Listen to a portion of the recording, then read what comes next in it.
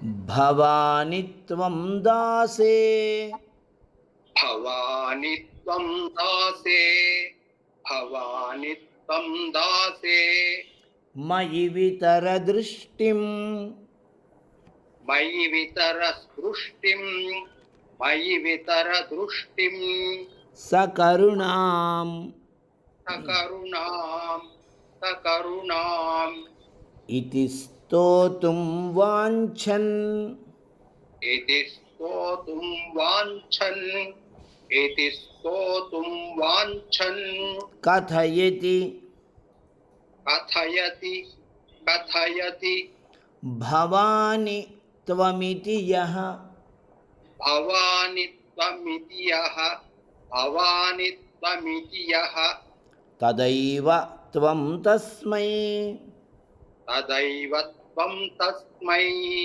తదైవ త్వం తస్మై దిశసి నిజ సాయుజ్య పదవీం దిశసి నిజ సాయుజ్య పదవీం దిశసి నిజ సాయుజ్య పదవీం ముకుంద బ్రహ్మేంద్ర ముకుంద బ్రహ్మేంద్ర ముకుంద బ్రహ్మేంద్ర స్ఫుటమకుట స్ఫుటమకుట స్ఫుటమకుట నీరాజిత పదాం నీరాజిత పదాం నీరాజిత పదాం. ఉత్తమ మహోదయ. ధన్యవాదాలు గురుగారు. జై గురుదేవ. కస్తూరి అండి నా పేరు, నేను చదవనండి. చెప్పండి కస్తూరి గారు. నిన్ననే చేరానండి. భవాని త్వం దాసే భవాని త్వం దాసే మళ్ళీ భవాని త్వం దాసే మయి వితర దృష్టిం మయి వితర దృష్టిం మయి వితర దృష్టిం సకరుణాం సకరుణాం సకరుణాం ఇతి స్తోతుం వాంఛన్ ఇతి స్తోతుం వాంఛన్ ఇతి స్తోతుం వాంఛన్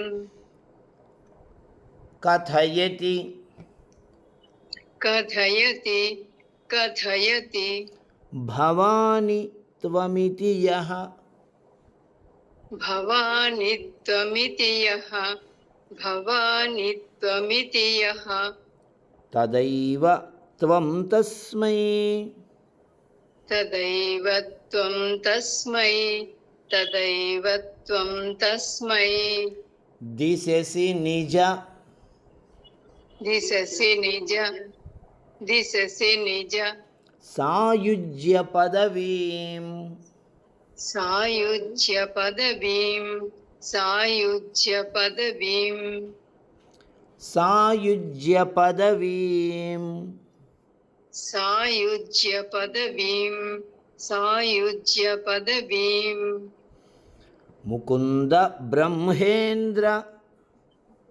ముకుంద బ్రహ్మేంద్ర ముకుంద బ్రహ్మేంద్ర బ్రహ్మేంద్ర బ్రహ్మేంద్ర స్ఫుటమకుట స్ఫుటమకుట స్ఫుటమకుట నీరాజిత పదాం నీరాజిత పదాం నీరాజిత పదాం. అస్తు ఉత్తమం. ఈ శ్లోకానికి సంబంధించిన వివరణ చెప్పుకుందాం. ఇప్పుడు నిన్నటి వరకు మనకి అమ్మవారి యొక్క కిరణజాలం నుండి ఈ లోకాలన్నీ సంరక్షించబడుతున్నాయి. మనమందరము ఆమె శరీరం నుండి వెలువడుతున్నటువంటి కిరణాల యొక్క వెలుగులలో మనందరి జీవనాలని సాగిస్తున్నాము. ఈ విధమైనటువంటి ధ్యానం చేయాలి. మనము ఇలా అమ్మవారిని మనం భావించాలి. అమ్మవారు సూర్యుడు, చంద్రుడు, అగ్ని అనేటువంటి ముగ్గురు యొక్క తత్వము అమ్మవారి రూపంలో మనం చూడాలి. అమ్మవారు ఒక మెరుపు తీగ లాంటి సన్నని పొడవైనటువంటి క్షణకాలం మాత్రమే దర్శనమిచ్చేటువంటి స్వరూప స్వభావాలు కలిగినటువంటి మహాతల్లి అనేటువంటి విషయాలను మనం చెప్పుకున్నాం. అయితే ఈరోజు అమ్మవారి పైన పడేటువంటి కాంతుల గురించి చెప్తూ ఉన్నారు. అమ్మవారి నుండి వచ్చే కాంతి గురించి నిన్నటి వరకు మనం చెప్పుకుంటే, అమ్మవారి పైన పడేటువంటి కాంతి గురించి ఈరోజు మనం చెప్పుకుంటున్నాము. ఒక దాసుడు, ఒక భక్తుడు అమ్మవారిని ఈ విధంగా కోరుకుంటున్నాడు. భవాని, శివుని యొక్క పట్టపురాణివైనటువంటి ఓ పార్వతీదేవి, త్వం నీవు, దాసే మయి నీకు దాసుడనైనటువంటి నా యందు, సకరుణాం కరుణతో కూడినటువంటి దృష్టిం నీ యొక్క చూపును వితర ప్రసాదించు తల్లి. అమ్మా, నేను నీ దాసుడనమ్మా, నీవు కరుణతో కూడినటువంటి నీ దృష్టిని నా పైన ఉంచవమ్మా. ఇతి స్తోతుం అని స్తోత్రం చేయాలి అనుకొని, వాంఛన్ కోరుకొని,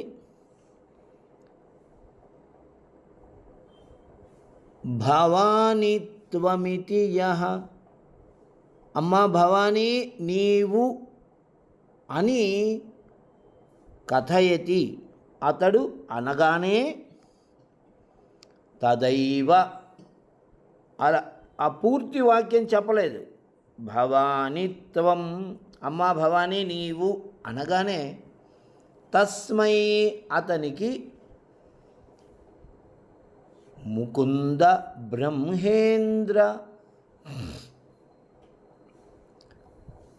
ముకుంద విష్ణువు, బ్రహ్మదేవుడు, ఇంద్ర దేవేంద్రుడు మొదలైనటువంటి దేవతల యొక్క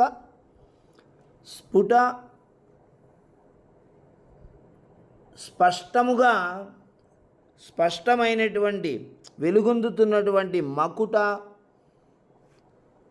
కిరీటముల చేత నీరాజిత పదాం నీరాజనములను అందుకుంటున్నటువంటి పదములు కలిగినటువంటి భవానివైన నీవు, నిజ సాయుజ్య పదవీం నీ యొక్క సాయుజ్య పదవిని, సాయుజ్య స్థానమును తీసేసి ఇచ్చేస్తూ ఉన్నావు. ఎంత అందమైనటువంటి, ఎంత గొప్పదైనటువంటి శ్రేష్టాతి శ్రేష్టమైన అమ్మవారి కృపా విశేషాన్ని ఇక్కడ వర్ణిస్తున్నారమ్మా. ఎంత విశేషమైన కృపగలదే అమ్మవారు అనంటే, నీవు నాయందు నీ కరుణతో కూడిన నీ దృష్టిని నా యందు ఉంచవమ్మా అని అడిగే లోపలే, భవానిత్వం ఆ పైనున్నది మొత్తం ఒక వాక్యం. భవానిత్వం దాసే మయి వితర దృష్టిం సకరుణాం. ఓ శివుని యొక్క పట్టపురాణివైన లలితాదేవి, నీవు నీ కరుణతో కూడినటువంటి చూపులను నాయందు ఉంచవమ్మా అని అడగాలి అనుకున్నాడు అతడు. కానీ భవానిత్వం అనగానే అమ్మవారు వాడికి మొత్తం ఇచ్చేసింది. అసలు అతను ఏం అడగాలనుకున్నాడు, అతడు ఏం చెప్పాలనుకున్నాడు అని కూడా వినటం లేదు అమ్మవారు. వినకుండానే ఓ వీడు నా భక్తుడు, నన్ను పిలుస్తున్నాడు అని వెంటనే తన యొక్క సాయుధ్యం, తనతో కలిసి ఉండేటువంటి రూపాన్ని అతనికి ప్రసాదించేస్తూ ఉంది అమ్మవారు. సాయుధ్యం అనేది ఒక ముక్తి, ఒక మోక్షము. మోక్షం అనేది 4 రూపాలుగా ఉంటుంది: సాలోక్యము, సారూప్యము, సామీప్యము, సాయుధ్యము. సాలోక్యం అని అంటే ఆ లోకానికి చేరుకోవడం, అమ్మవారు ఏ లోకంలో ఉంటారో ఆ లోకానికి చేరుకోవడం అనేది ఒక రకమైన ముక్తి. సారూప్యం అంటే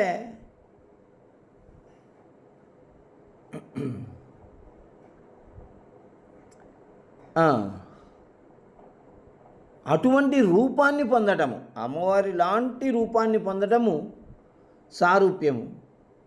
సామీప్యం అంటే దగ్గరికి వెళ్ళడం, వెళ్ళి అక్కడ దగ్గరలో ఉండడం. సాయుధ్యం అంటే కలిసిపోవటము, అమ్మలో ఏకమైపోవటము.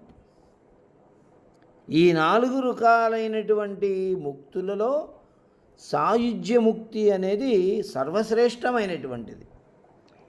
అమ్మవారిలోనే, అక్కడి నుంచే వచ్చాం మనం, ఆ అమ్మవారిలోనే కలిసిపోతాం. అటువంటి అతి శ్రేష్టమైనటువంటి నీ పాదాలలో ఐక్యమైపోయేటువంటి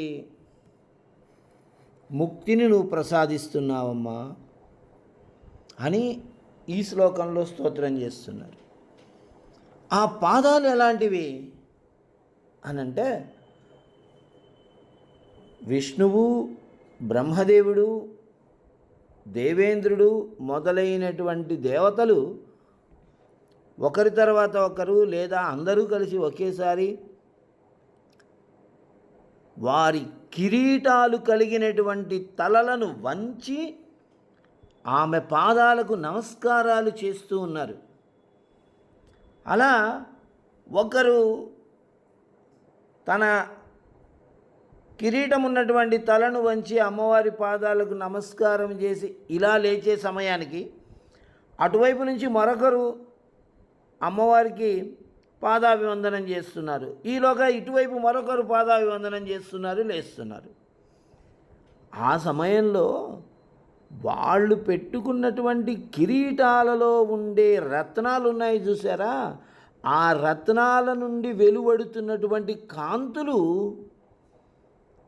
అమ్మవారి పాదాలపై పడి ఆ కాంతుల ద్వారా అమ్మవారి పాదాలకు నీరాజనం జరుగుతున్నది అని ఎంత సుందరంగా వర్ణించారండి కవి. ఇది సౌందర్య లహరి. అది మనం ఊహించగలం. అమ్మవారి యొక్క పాదాలకు దేవతల యొక్క కిరీటాలలో ఉండే రత్నాల కాంతుల చేత నీరాజనం జరుగుతూ ఉన్నది. అలాంటి నీ పాదాలయందు దాసులమైనటువంటి మమ్మల్ని నువ్వు చేర్చుకుంటున్నావమ్మా అనే అతి శ్రేష్టమైనటువంటి భావన ఈ శ్లోకంలో చెప్పారు. ఫలమపిచ వాంఛాసమధికం. 4వ శ్లోకంలో మనకేం చెప్పారంటే, వాంఛాసమధికం, కోరుకున్న దానికంటే ఎంతో ఎక్కువ ఫలితాన్ని నువ్వు ఇస్తావమ్మా. మేమేదో చిన్న కోరిక కోరుకుంటే నీవు పెద్ద కోరికలనే తీర్చేస్తావు. కోరుకున్న దానికంటే ఎక్కువ ఇవ్వడు. కోరిన దాన్ని ఇవ్వడంలో గొప్పతనం ఏముంది? కానీ కోరిన దానికంటే ఎక్కువ ఇచ్చేటువంటి తల్లి అనేటువంటి విశేషాంశాన్ని మనం 4వ శ్లోకంలో చెప్పుకున్నాం. ఇక్కడైతే ఏం చెప్పుకుంటున్నామంటే, అసలు అమ్మలో తానే ఐక్యం చేసేసుకుంటుంది. ఏ పాదాలకైతే దేవతలు సైతం తమ రత్నాలు పొదిగిన కిరీటాల చేత నమస్కరిస్తూ నీరాజనాలు చేస్తున్నారో ఆ పాదాల యందు ఐక్యం చేసుకుంటున్నావమ్మా.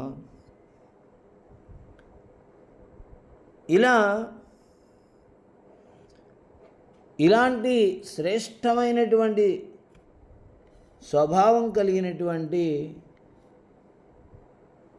దేవాది దేవతవు నీవు అనే విశేషాంశం ఈ శ్లోకంలో చెప్పబడింది మనకి. ఈ శ్లోకాన్ని 45 రోజులు 45 రోజులు ఈ శ్లోకాన్ని రోజుకు 1000 సార్లు పారాయణం మనం చేస్తే మనకి ఈ లోకంలో మనం కోరుకున్నటువంటి ప్రతి కోరిక నెరవేరుతుంది. అతడు విద్య కావాలనుకున్నా, ఉద్యోగం కావాలనుకున్నా, ధనకనక వస్తువాహనాలు కావాలనుకున్నా, వివాహం కావాలనుకున్నా, సంతానం కావాలనుకున్నా, ఆరోగ్యం కావాలనుకున్నా, ఎవరు ఏది కోరుకుంటారో అది అమ్మా పరమేశ్వరి నీవు అనగానే ఇచ్చేస్తుంది. అమ్మ నీవు పూర్తిగా కోరుకోవాల్సిన అవసరం లేదు అనేటువంటి అంత వేగంగా ఫలములను ఇచ్చేటువంటి తల్లి అని చెప్తున్నారు. కాబట్టి రోజుకు 1000 సార్లు మనం ఈ శ్లోకాన్ని చెప్పుకుంటున్నటువంటి సమయంలో అమ్మకి తేనె, పెరుగు, పాల పాయసము, చిత్రాన్నము, త్రిమధురము నైవేద్యం చేయవచ్చు. అంటే ఈ నైవేద్యాలు అన్నీ చేయాలని కాదు, ఏదో ఒక్కటి చేసినా పర్లేదు. త్రిమధురము అని అంటే బెల్లము, అరటిపండు, కొబ్బరి, వీటిని మూడింటిని త్రిమధురము అంటారు. మూడింటిని కలిపి త్రిమధురం అంటారు. లేదా తేనె, పెరుగు, పాలతో చేసినటువంటి పాయసము. చిత్రాన్నం అంటే మనం పులిహోర చేస్తాం కదా, దాన్నే చిత్రాన్నం అని అంటారు కొన్ని ప్రాంతాల్లో. నిమ్మకాయతో చేసినటువంటి దాన్ని చిత్రాన్నం అంటారు. చింతపండుతో చేసిన దాన్ని పులిహోర అంటారు. ఆ రకంగా అమ్మవారికి మనం నివేదనలు చేసి మన యొక్క భక్తి ప్రపత్తుల్ని చాటుకొని ఆ ప్రసాదాన్ని నలుగురికి పంచి మనం కూడా స్వీకరించడం అనేది అతి శ్రేష్టమైనటువంటి విషయం. అటువంటి ఈ శ్లోకాన్ని పారాయణ చేసుకున్నటువంటి మనకి ఆ దుర్గమ్మ తల్లి యొక్క ఆశీస్సులతో ఎవరికి ఏది కోరికలు ఉన్నాయో ఆ కోరికల్ని ఆ అమ్మవారు తీర్చునుగాక.